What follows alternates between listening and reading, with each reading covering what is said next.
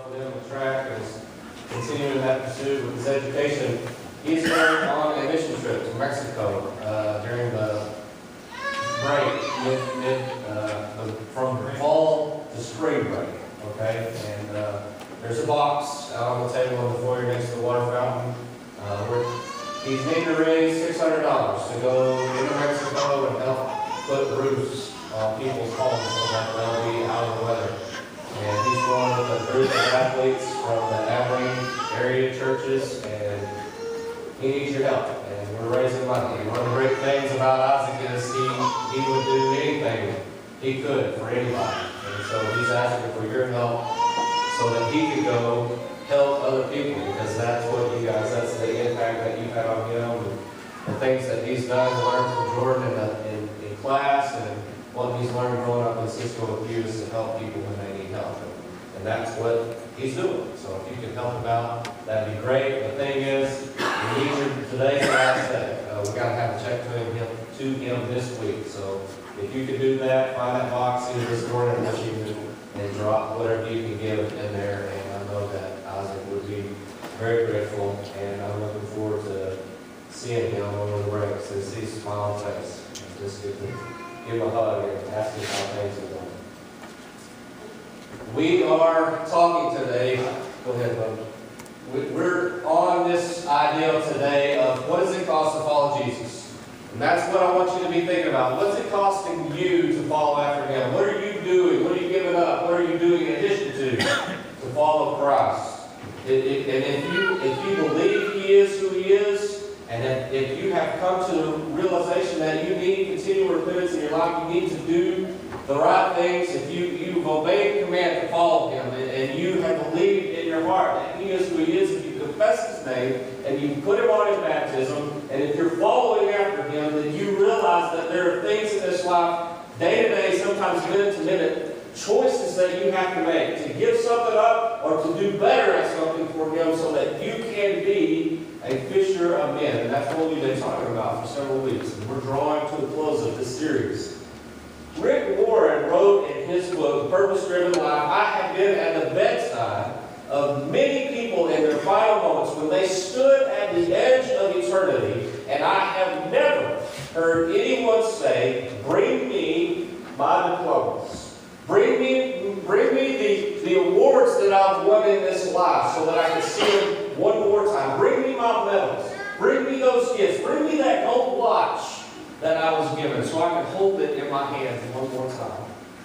No, when life on earth is ending, people don't want those things. They don't surround themselves with objects. What we want around us at that moment in our life is people. People that we love. People that we have built relationships with. In our final moments, we all realize that relationships are what life is all about. Wisdom is learning that truth sooner rather than later. Don't wait until you're on your deathbed to figure out what really matters in this life.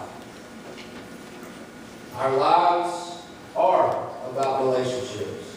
Our lives are about marriage, or they're about family, or they're about children, they're about spouses, they're about work, they're about friendships. Our lives are about church family. Our lives are about meeting people that we've never met before and having some kind of relationship with them. And they're not just about relationships. Relationships with the key focus being that we are going to love God and we're going to do everything in our power to love those people that He's placed in our lives as much as we love ourselves, because that's what He's called us to. Amen, church? That is our purpose. That is God being in place here.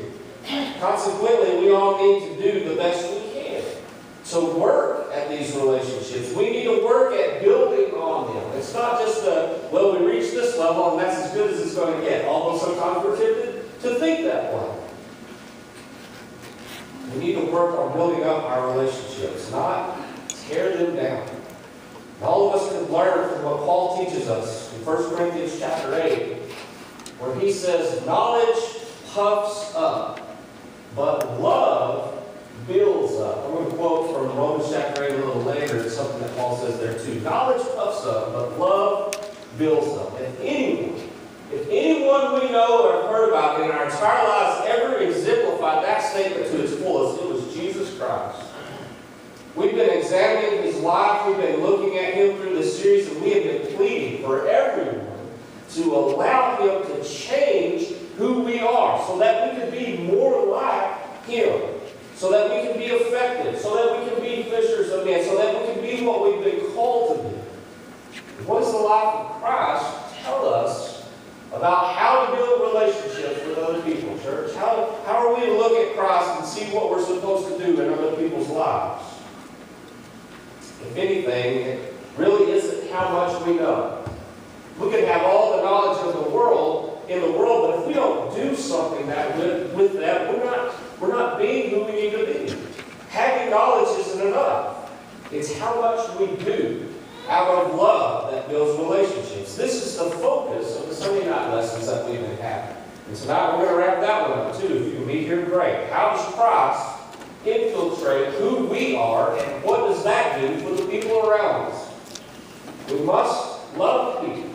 We must love people in the best way that we possibly can. Sometimes that's a challenge, and I understand that.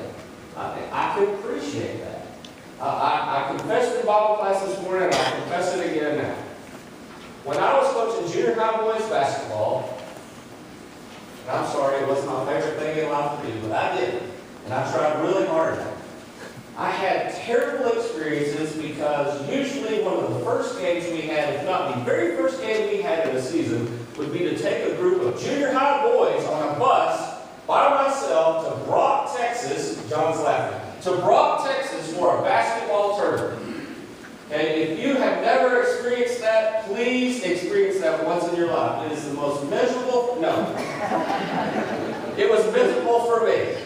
Because I took really good teams for Cisco in junior high to Brock, and he would get blitzed every time. And I took really bad teams there too, and we got worse than blitzed than we were. I say that to say that it was a very difficult challenge for me to love anyone from Brock, Texas, because of my experience. And I behaved badly, and I confess that to you right now. We have to learn not only to love the people that we can really, truly feel like we can love and appreciate, but we have to learn how to love those that sometimes they're just unlovable. And I say that knowing in my heart, and every one of you know this too. Jesus loves us when we're unlovable as well. And it's important for us to be able to reciprocate that to other people. Two remarkably wise texts from God's Word that teach us the need to keep this at the forefront of our minds. James 1:19. Be quick to listen, slow to speak, and slow to anger. And the second one for Proverbs is just as good. Solomon said that reckless words pierce like a sword, but the tongue of the wise brings healing. Church, think about that for a second. Every one of us have been given the power to heal people with the things that we choose to say. And we also harbor within us sometimes the power to just cut them to pieces. We have to choose wisely the words that we use. And if we're truly following Christ, we're going to give up some words that we would really like to say to someone, but we don't need to because they are hurtful. They are painful, and their intent is to hurt and maim people. It's not just the words that we speak publicly. I want you to hear this part too. It's not just the things that we say that other people hear. Just as important as those words are the words that we offer to God by speaking to Him about other people in our lives. By asking Him to give us the wisdom to love those people and how they need to be loved. To bless them with His love in our own lives. God has always been deeply interested in His creation. And it's beautiful this morning. I don't know how you felt when you got up, but when I saw the fog this morning, I smiled. I love it. It's fall. And And seasons are changing. And in my mind today, and I shared this at the nursing home, in my mind today, this day is going to go like this. It's going to be a little bit foggy, and it's going to get a little less, and a little less, and a little less, until some point today, and it may not happen, but the sun's going to come out, and we're going to see everything around us in nature, and it's just going to cause us to stop, because the leaves are getting red, or yellow, or whatever color they're turning. And the sun's going to bring that out even more. God has always been deeply interested in His creation, but most particularly, God is interested in His creation of man, the people that are on this earth. And He wants relationship with us when other people may not. And what He's asking us to do is develop a relationship with everyone around us, whether we want to or not. He's done everything in His power to create that relationship, and we have been called to create relationship with other people. And it's my belief that Jesus modeled that for us. And in particular, through the text that Steve read for us today, He calls us to model Christ in our own lives with these words, "Follow with me." A teacher came and said to Him, "Teacher, I will follow you wherever you go." And Jesus replied, "Foxes have dens and birds have nests, but the Son of Man has no place to lay His head." And another disciple said to Him, "Lord, first let me go and bury my father." And Jesus replied to him, "Follow me and let the dead bury the dead." No, there are a lot of ways that we could go with that teaching this morning. And they would all be truthful. They would all be useful. We would all benefit from them. But here's what I want us all to focus on from this point forward. God has called all people. He's called everyone. His Word reveals that, but His Word also tells us that not all people are going to heed God's call. God tugs at our heartstrings at times, but not everyone who has had the heartstrings plucked are going to be sensitive to those plucks.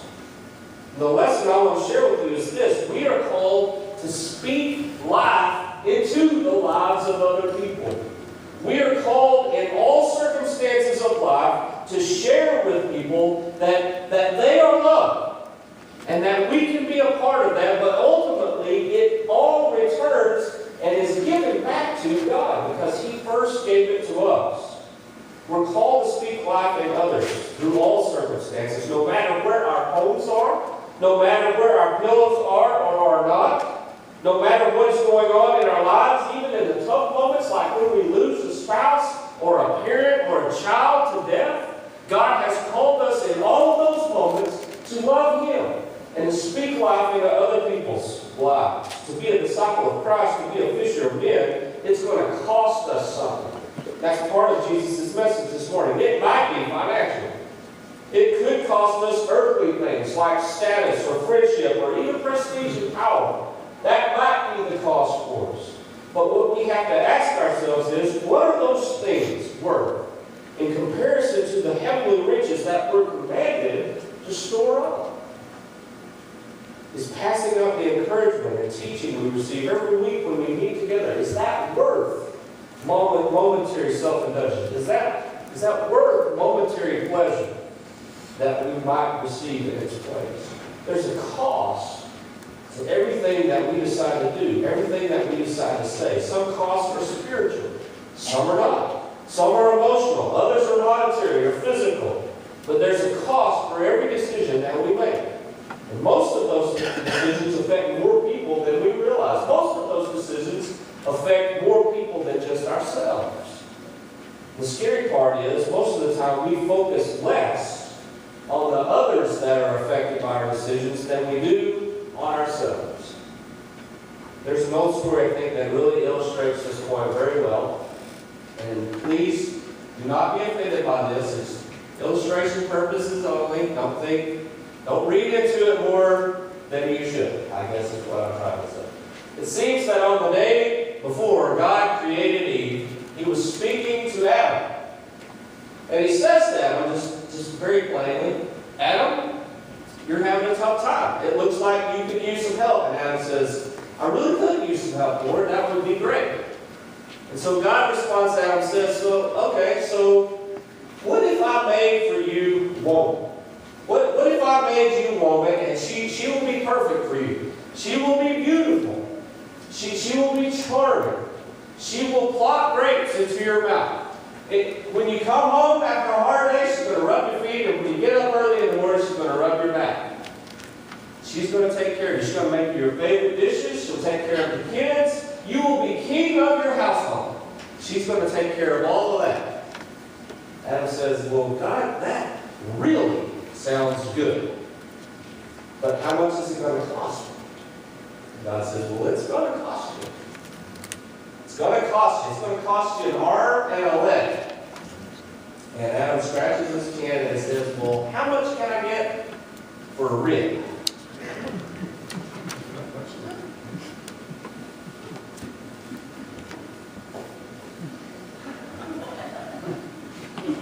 The choices that we make cost us something. And most often they cost more than just us something. No matter how expensive life may be, following Christ is going to cost us something too. Dietrich Bonhoeffer wrote, salvation is free, but discipleship will cost you your life. In Jesus' words, we hear him suggest to us that if we're going to follow Christ, if we're going to follow after him, we must realize that we're going to have to give some things up. Put some things to the side. Because our decisions are going to affect more than just us. At some point in time in this life, we reach a point, maybe many times, where we ask ourselves, what am I willing to do for Jesus Christ? What am I willing to get rid of? What am I willing to do without so that I can follow after him and be the person that he has asked me to be? When we come to that point, there's one thing that I know to be true. The question is going to keep popping up.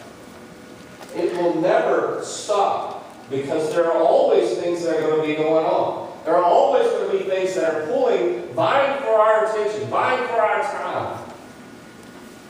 And then there's that devil that's always out there. Always coming up with a scheme to try to lure us away from what it is that Jesus wants us to do. Always popping up, sometimes at the least opportune moment. Sometimes making us say things that we don't need to say, or acting the way that we don't need to act. Two important questions when we reach those moments. We have to continue to ask ourselves these questions. What will we give up to follow Jesus? And we also need to come to an understanding and work on the other. What are the things that we won't give up to follow after him? Here are things that I know. Here are things that I truly believe in my heart will cost us to follow Christ. It's going to cost us popularity. It's going to cost us possibly promotion. It's going to cost us an easy, pleasurable life. We're going to have to discipline ourselves. We're going to have to get to know God better. We're going to have to be in constant communication with him. We're going to have to say no to temptation. We're going to have to say no to the world. And there are going to be times when we're going to have to break from the crowd. And we're going to have to stand up on our own when no one else is willing to, because that's what's going to cost to follow after Christ. We're going to have to be willing to be ridiculed. We're going to have to be willing to be persecuted, maybe even to the point of death at some point. What does it cost to follow Christ? There are going to be plenty of people who will follow Christ when it's easy. There are going to be plenty of people that are going to say, I believe in Jesus Christ, and I'm willing to follow after him. And while times are good, that's going to be the case. But when things get tough, when it really comes to the time that someone has to make a decision and either go this way or that way, it's going to be hard. Not many are going to do that. What are we going to do? What are you willing to give up to follow Christ? Will you still follow him when it gets difficult? There are even going to be some times in our lives where we face things that aren't stumbling blocks for us, but they are for our fellow brothers and sisters in Christ. Again, Paul talking to the Corinthian church 1 Corinthians 8, verse 9. He talks about some things there that we need to take into consideration. Basically, as I understand the teaching, we need to be careful that exercising our freedom doesn't cause someone else to stumble. In verse 13, it says there, therefore, if what I do, in that particular instance, Paul says, if what I eat causes my brother or sister to fall into sin, I will not do that. Eat meat again, so that I will not cause them to fall. Church, the lessons of that teaching are endless. And the overwhelming message as it relates to our teaching today is I'm going to have to give up a lot of things for Christ if, number one, I'm not going to stumble. If I'm going to follow Christ, I'm going to have to give up some things so that I don't stumble. And number two, I'm going to have to give up some things in the public eye because it might cause someone else to stumble. Now, I know that's a difficult teaching, and I know it's hard because I know people, maybe some of you, but every single one of us at some time in our lives have had this thought. It may be not right now, but certainly at multiple times in our lives, we're going to have to say to ourselves, if not out loud, well, don't tell me to give something up because someone else is weak. That is not my fault. Really. I don't think that's what Paul's saying. So I ask, what things do you say to the public that causes other people to stumble and sin? That you stubbornly have not given up yet. That you need to give up. Jesus in Luke 14 shares a really great teaching that brings into question whether or not we are really following after Him. Listen to verses 27 and following.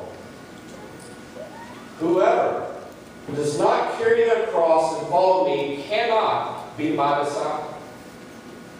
Suppose one of you wants to build a tower. Won't you first sit down and estimate the cost to see if you have enough money to accomplish it? For if you lay the foundation and you are not able to finish it, everyone who sees it will ridicule you, saying, this person began to build and wasn't able to finish. In the same way, those of you who do not give up everything you have cannot be my disciples. Jesus was speaking to a large crowd on that day. He is speaking to a good one today. What he is saying is, are you in the right place? Are you in the place that you're supposed to be in? Because I'm not sure everyone should be here. Unless you hate being the friend of the world, you're not in the right spot. Unless you hate pleasuring yourself, this isn't where you belong. Are you ready to pick up the cross and die with me? If not, you are in the wrong building. That class meets somewhere else outside these walls. Because we might walk out these doors this morning, church. We might walk out these doors, whichever one we decide to go through. And there may be crosses out there. We may be asked to pick up one of those crosses and go with Him to die. Are you willing to do that? What is it, church? What is it that keeps us from following Christ? What is it going to cost us?